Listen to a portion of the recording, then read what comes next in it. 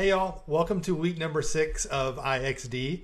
Enjoy your Tuesday off and enjoy that holiday. This is our only module for this week. And we're going to focus on building out the IA structure for your new apartment website.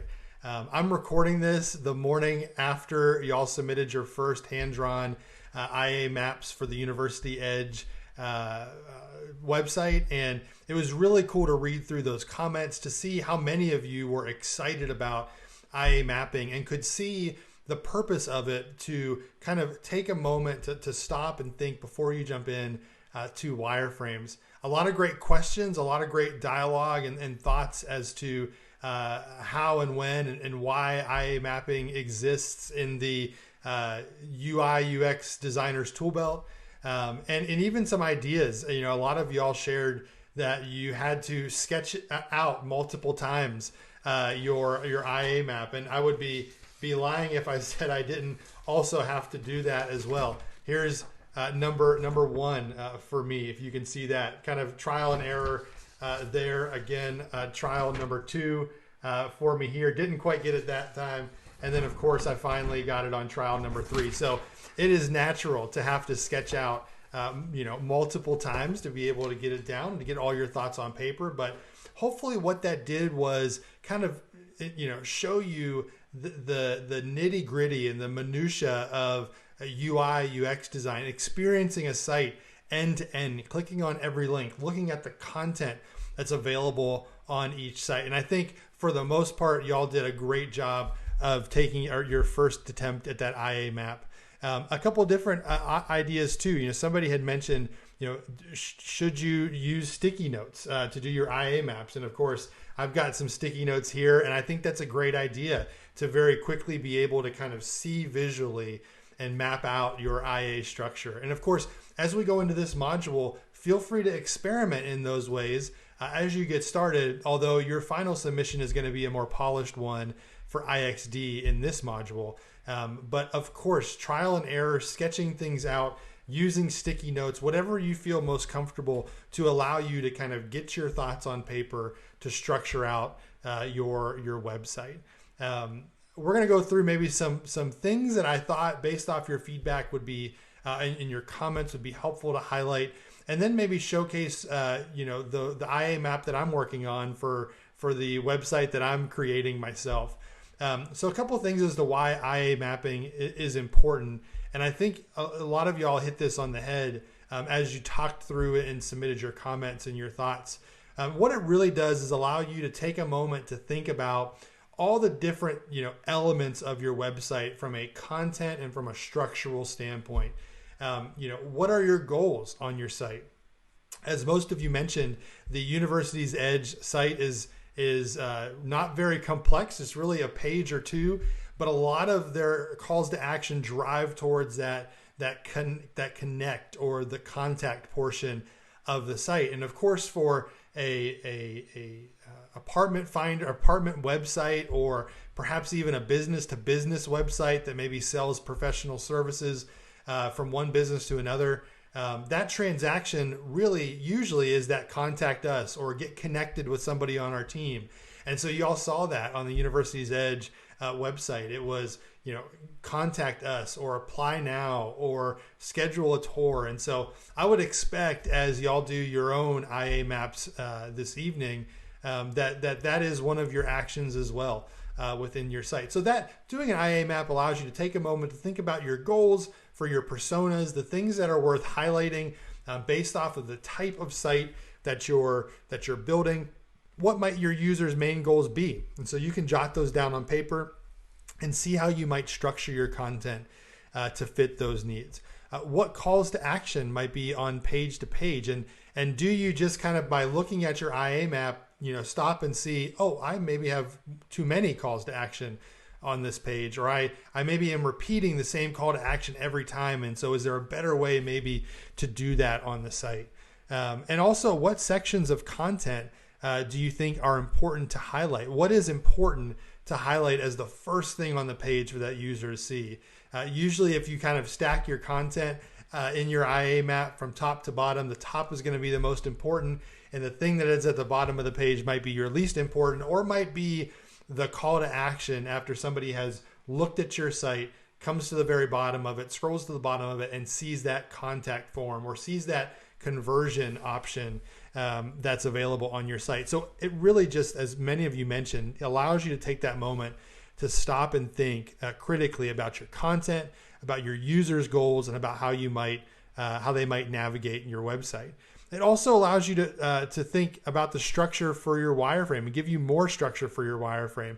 It gives you that foundational, those foundational elements from a content perspective, from a what's important on your site, and how you might be able to highlight that within your wireframe. And so that will allow you to create an even more detailed wireframe because you've stopped and planned before you just jump right into sketching. That's important for the people you're working with as a part of a team, or if you're working with a client, to be able to think about the content, think about the information that's going to be displayed on the page. And then as you move into wireframes, that gives you a great starting point to be able then to think structurally, spatially, how you're going to lay out that wireframe. It also allows you to see how complex that site might be before you actually start sketching it all out on paper. One of the more challenging moments I had was redesigning one of our healthcare applications, and I went through the same exercise y'all did with that couple of page website with University's Edge for a full 50 to 100 page product for that I was working on. And I clicked through every page, found every dead link, found where users were dropping off, and then mapped that out and saw how complex of a web we had woven for our clients, for our patients. And so it allowed us to see how bad it was to start, and then how we could change the sitemap, change the IA to make a better user experience. And then finally, when you're collaborating with others, having a well-structured IA map gives your colleagues in development or those who are dedicated to content writing a great starting point to jump into their work as a developer, as a content writer. If others know what to expect from the navigation, from the hierarchy on the page, then that allows them to jumpstart their work sooner and ultimately allows you to launch your product faster. So hopefully that was helpful as providing some more context as to why IA mapping is important. And some of the videos that you may have watched or that you'll interact with in this module, you'll see that IA mapping was around in the early 2000s and even back in the 1970s as a term and as a way of thinking. And so it's been around for a while as part of the UI UX process.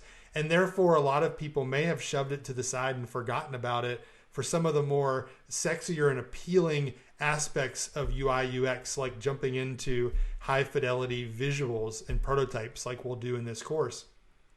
But it's a great foundational start for any website.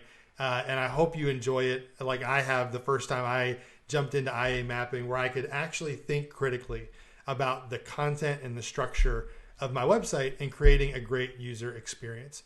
Let me also share maybe 2 XD tips that will be very helpful for this project. Like I said, as opposed to what we did last Thursday night with sketching out quickly that IA and that sitemap from an existing website, you're actually going to start to lay out that IA map for your new site. So you're starting from scratch. And so you need to think about what's the important content that I want to highlight. And of course, for this project, there are some required things that you need to highlight. But based off what you've chosen, whether you're that early young professional mid-20s user in Phoenix or in Austin or in Charlotte, some of the more popular areas that have been chosen for this project, what would be important for them to highlight? Is it the neighborhood? Is it the amenities? And so this allows you to think critically as to how you might structure your page, your content within that. These 2 steps in the process will help you tremendously as you get started into your IA map that we'll be building in Adobe XD. And so the first thing I would encourage you to do is install the plugin called FlowKit. I'll demo how that works here in a second, but This plugin really makes it easy for you to create connection points, create those lines that you were hand drawing in your IA map last week digitally here in Adobe XD. And then also too, we've talked about repeatable components, and these kind of look like buttons, but they're also for me being leveraged as pieces of my puzzle for my IA map and for my legend. And it allows me to quickly drag and drop these components and be able to quickly build out an IA map. So let me jump into where I'm at for my IA map. I've chosen to do a new idea for my website for an apartment complex called Railroad Flats of Chattanooga. My wife and my family and I love to go to Chattanooga, to the mountains, to the aquarium that's there. And there's a really cool part of downtown along the railroad tracks that was developing last time that we were there. And Chattanooga is just a beautiful city here in Tennessee. And so what I've done is I've just mapped out that I would love to include social actions here within kind of my IA map. I'd love to have global actions of what specials are available, encouraging them to apply now, maybe a owner login. Then I've just broken out the individual pages that I want to include on the site. For me, it's floor plans, amenities, locations, FAQs, and contacts. Now, that might look different for each of you depending on what site or user or location that you have chosen to work on. I've got my legend here, which is helpful for me to know as I hand this off to a client. And again, this is way more polished than those hand sketches that you did last Thursday. And so for this module, this is what we're going to be building is inside of Adobe XD, creating a professional looking IA map that is a piece of the larger puzzle for UI UX design that you can hand off to a client, to a colleague that you're working with, and they can get an understanding as you present it as to what they would expect to see on their website. So I still have to build out my homepage, and let me just show you how I leverage those components and the FlowKit plugin here.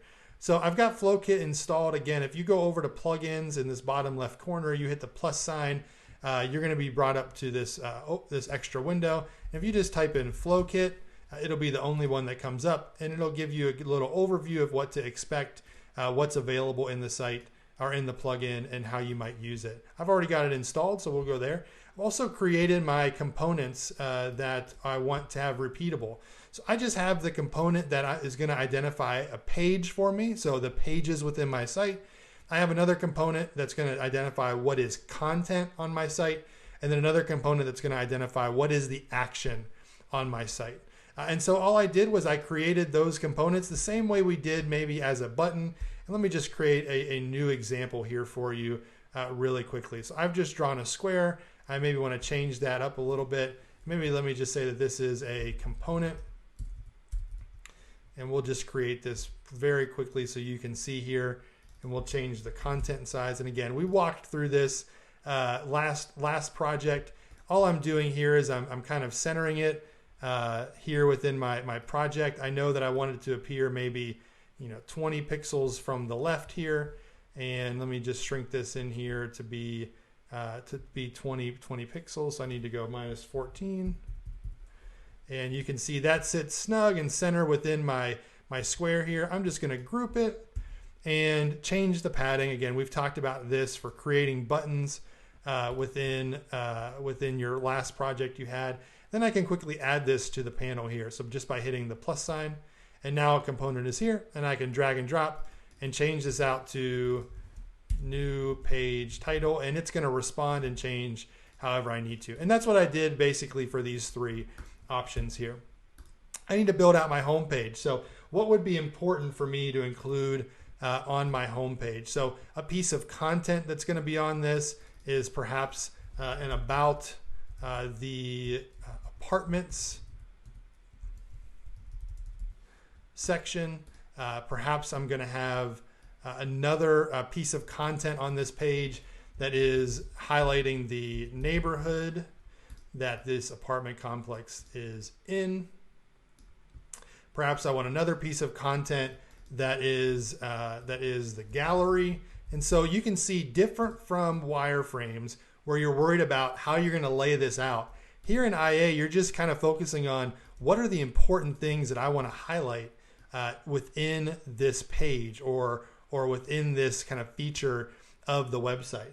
Let me also add testimonials. So for me, my target demographic is, also maybe a younger professional who's moving to Chattanooga for the first time, perhaps. And so testimonials would be something that could sell this apartment complex. Word of mouth is the most classic form of advertising. And so I want to highlight testimonials, and I also want to have a contact form here on the homepage as well. So I feel pretty confident that my homepage is not going to be too overpowering. There's just enough information for the user to make a decision. I have about my apartment complex. I have a little bit about my neighborhood I want to highlight. I want to highlight pictures in a gallery. I want to highlight testimonials, and I want to have a contact page. Now, a home page without an action really is just information, right? So I want to go through here and think about what actions I might want to have available within each of these sections, perhaps. And maybe some sections don't have actions, like maybe the about apartments doesn't have an action. But in the neighborhood page or section, I might want to add an action that links over to my existing location page over here. And so I'm just going to say, because I've already legended this out and I know this yellow button is an action, I'm going to include it here within neighborhood. Maybe on the gallery, I also want to include an action that is a link to my floor plans page. So I'm going to add an action there for floor plans. And then maybe I also want to add an action for amenities here as well. So maybe in this gallery, I'm going to highlight my floor plans. I'm going to highlight the amenities, and I'm going to be able to create quick actions that go into some of the interior pages of my site. Now you can see, compared to how I have this kind of nice and structured here, we need to clean this up a little bit. So what I can do with that plugin of FlowKit is actually open that and see that I can add a straight, a curve, a snake line, whatever I need to. So what I'm going to do is I'm just going to line this up, make sure kind of it's nice and tidy there. What I've been doing is moving this in about 10 pixels or so, about 20 pixels or so in from this edge. So all I'm going to do is I'm going to click on both of these and then just highlight the curve here. And so what it's going to do is it's kind of going to look a little weird here because it doesn't really line up. And so what I can do is I can change the direction in which this angle appears by sliding the edge back and forth. And so it gives me a little bit of movement. Now you can do these all by hand if you like, but I like to use something that's going to expedite my process a little bit. My line width, I can change that actually over here if I want to in my panel.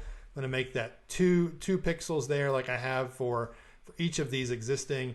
Perhaps I want the border to be similar also, so I can grab the eyedropper and just select that color that I'm already using. And again, you can change that as you need to there also. So I've just selected my line width over here, and I can change the color also. We're going to change this border color to be this gray that we're using. Now, I'm not using the arrows in any of these. Now, whether we're getting into user flows, maybe you might use arrows. But for this, I'm just stacking it here, kind of showing how it might nest. So I could choose left, arrow, circle, different things that I can choose there. My right, I'm going to turn that off. And of course, I already have the color added here. Let me just double check that I'm doing that right. Again, we're doing it on the fly, so a little trial and error here also. What I'll do is, again, you can set this up and how it's gonna work on your site, whichever way that makes sense. Again, you just want to communicate a very clean, organized deliverable for your client that you're working with. And so here I am. I'm just going to duplicate this then, now that I have that structure completed, and I'm just going to build my way down the page, and I can create nested elements here as well. And really just create an easy to use, really nice, clean information architecture map. And so hopefully this has been just maybe a helpful way to show a plugin that's really easy to use and really easy to be able to generate these components, these lines really quickly, so that you can make a really well structured, well thought out user map. And again, it creates for a really great deliverable for your client as well. And so maybe if you worked on your mood board and you've got a color and a color palette you want to work with, this would be a great opportunity to maybe showcase that. That's exactly what I've done here, showcasing this dark kind of off black color that I have. But then also I know that, you know, Tennessee loves their orange based off their University of Tennessee. And so I've got a vibrant orange as one of my primary colors within my color palette. And so I just like to highlight that here. I'm also including my logo here as well that I created, Railroad Flats of Chattanooga. And so here you go. I've got just a nice IA map of Railroad Flats, Chattanooga that I can use to then think about how I might structurally lay this out as I visualize my wireframes. I can hand this off to a client, to a business partner, and they can look at this and easily be able to see how this site's going to lay out. So again, in this project, you're just looking at what type of content do I want to highlight on each of these pages? What actions do I want to include? What's going to make my user experience successful based off of the location that I've chosen, the type of apartment that I'm building for, and then also the users that I've selected here. Let me jump into some of the information within this module, and then we'll wrap up, and I'll let you go for the evening. So we're here in week 6. It's hard to believe we're that far along within our course, and as this loads, you'll be able to see a lot of great content, great information for this module. So milestone number 2, we're developing our own IA map for our apartment finder website. Now that you've got a great taste of IA based off of your exercise with the University's Edge apartment complex, it's time to think about how you might do your own information architecture and structure the navigation, the information, the CTAs for your new apartment website. I'm detailing out in the instructions here in a minute the certain pages or content that you need to include for your site that are required. And I just want you to take a few minutes to maybe sketch out or draft out the type of content you think is important. Bring that into Adobe XD and create a really beautiful, professional quality IA map for this project. Of course, you're going to be submitting it as a PDF, and we'll go through the details here in a minute. This video is going to appear here in section number 1. Section number 2 is a great video that talks about how many navigation elements are too many, and is the theory that's commonly thought of as a user can only remember, a person can only remember 7 things really accurate or useful on a website. And it's a great video there in section number 2. Section 3 is a few more great articles, helpful articles that go over IA and its alternative term of site mapping that you might hear also. This is a great article. I'd encourage you to jump into this one in particular just to highlight. There's a great checklist in here of what a navigation or what a site map or an IA map includes. Things like the primary navigation, the secondary navigation, your calls to actions, those things that you'll see in that site map that I just demoed, the IA map that I just demoed in XD there as well. And a couple other helpful articles here around where IA mapping and site mapping is useful. Also included some more examples. And so we're kind of using the term site map and IA map interchangeably. In the industry, they kind of mean the same thing. Those lines have become pretty blurry, but you can see how in this example of the Center for Food Safety, how they've used color to emphasize, what is a dynamic database page versus a static page that's editable versus an email template. And just a very beautiful site map that they've created here. Here's another one where they've highlighted the home page, the social media links, the primary navigation, the types of content and nav that's going to be available within each of those pages or portions of the home page. And then also here as well, I've included an example that I made from grad school where I IA mapped and I structured out the Upper Sandusky Community Library page. And so maybe a little bit more in depth here of how you can structure your site map, structure your IA map, and the legend that kind of accompanies it as well. Helpful link here for or example of the Adobe XD plugin. And then finally here, let's go into the instructions for this assignment. So this first post is due by tonight at 11:59 p.m. Like I mentioned in the email that goes out, don't wait till today at 5 o'clock to start this. Please jump in early as your time allows for the week. Any post that's been posted or edited after 11:59 p.m., that midnight deadline won't be accepted. So now before you start your wireframes, we're going to take a moment to think about content for our new website, how you might structure it, structure your navigation. You can start by sketching, by doing sticky notes like we mentioned, drawing out on a whiteboard, but our ultimate submission is going to be coming through as an IA map that's polished as a deliverable through Adobe XD. Your final file requirement type is a PDF. Name guidelines, very similar to what we've been doing before, Project 2, IA map, and your initials. Dimensions are 1920 wide by 1080 pixels tall. Kind of that classic, widescreen format presentation. And again, we're going to be submitting that full presentation like you did for Project 1 in Project 2. And so that format is helpful for you to use here in this project. Post number 1 is due this evening at Thursday, February 18th at 11:59 p.m. You're going to share your PDF with your group. And these are the pages that pages or content that you need to include within your IA map. Now, you're probably going to have more. As you saw my map, it had a lot more than this. But these are areas you're going to have to include because you're going to wireframe. Make sure you include these in your wireframe. Then also make sure you include these in your prototype. So your IA map for your new apartment complex that you're designing for has to have an about us or an about the apartment home section. It has to have an amenities and highlight amenities available at your complex.